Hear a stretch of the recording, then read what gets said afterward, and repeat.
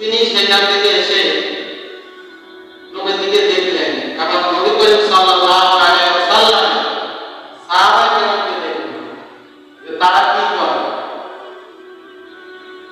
তিনি দেখার পরে সেখানে গেলেন,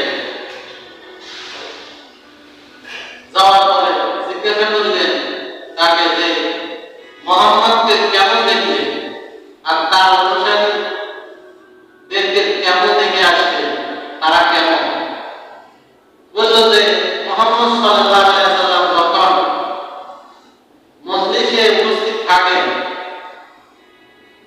তখন থুতু ফেলার সাথে সাথে তার সঙ্গী সাথীরা সেগুলা গায়ে মাখেন।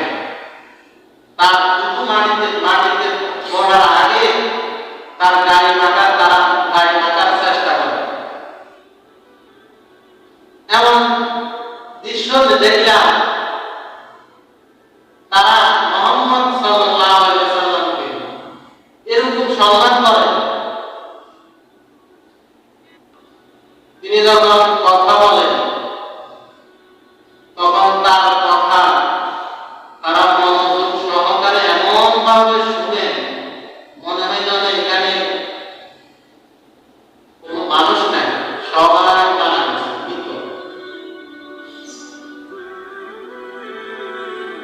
তার কথা বলার সময় তারা এমন ভাবে চুপ থাকে মনে হয় যেন এখানে কোনো মানুষ নাই। হাদিস শরীফে এসেছে মক্কা বিজয়ের পরে নবীজি বিদায় ভাষণ দিয়েছিলেন। নবীজি যখন শেষ ভাষণ দিয়েছেন তখন 1,25,000 লোক ছিল। কত? 1,25,000।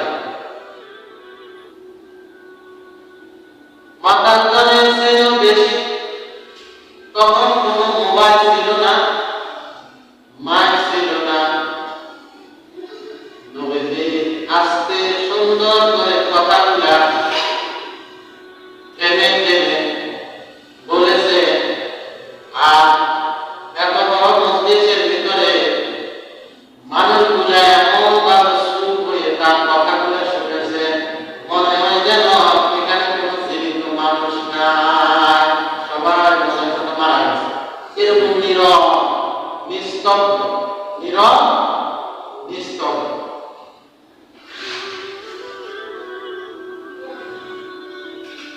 সেরকম মুহাম্মদ সাল্লাল্লাহু আলাইহি ওয়াসাল্লামকে তারা এমন ভাবে অনুসরণ করে, এমন ভাবে অনুকরণ করে যে মুহাম্মদ সাল্লাল্লাহু আলাইহি ওয়াসাল্লামের অনুসারীদেরকে কখনো পরাজিত করা সম্ভব নয়। আল্লাহ নিজে বলেন, লাকাদ কানাকুম ফি রাসূলিল্লাহি উসওয়াতুন হাসানাহ। মুহাম্মদ সাল্লাল্লাহু আলাইহি ওয়াসাল্লাম তোমাদের নেতা, তোমাদের আদর্শ, তোমাদের আইডল,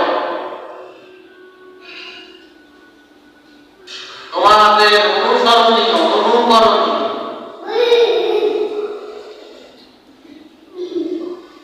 যদি মুহাম্মদ সাল্লাল্লাহু আলাইহি ওয়াসাল্লামকে অনুসরণ করো তাহলে দুনিয়াতে তোমাকে ব্যক্তিত্ব করা সম্ভব নয়, তোমাকে পরাজিত করা সম্ভব নয়। কোন জাতি মুহাম্মদ সাল্লাল্লাহু